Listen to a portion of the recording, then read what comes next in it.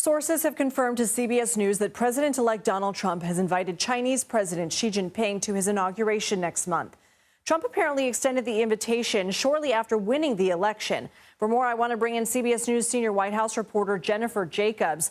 Jen, the president-elect has been highly critical of China. He's threatened to raise tariffs by at least 60% on goods imported from the country. So why would he extend this invitation to Xi?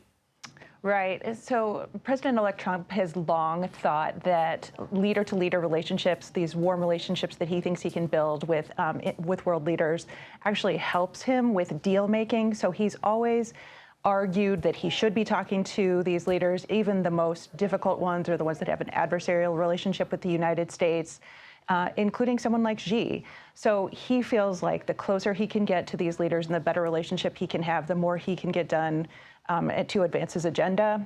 So he's been saying publicly that he's been talking to Xi, that he said he's had communications with Xi. So now we know that this was one of them. Has a leader of a foreign nation ever attended a U.S. presidential inauguration before? I mean, what would be the significance if he accepted? This would be unusual. As far as I know, no other foreign leader has attended one of these. These are very choreographed, American ceremonies on the lawn of the U.S. Capitol. State Department records dating to 1874 show that there has not been any world leader at these sort of events. So as far as I know, absolutely not. This would be definitely a veer from protocol.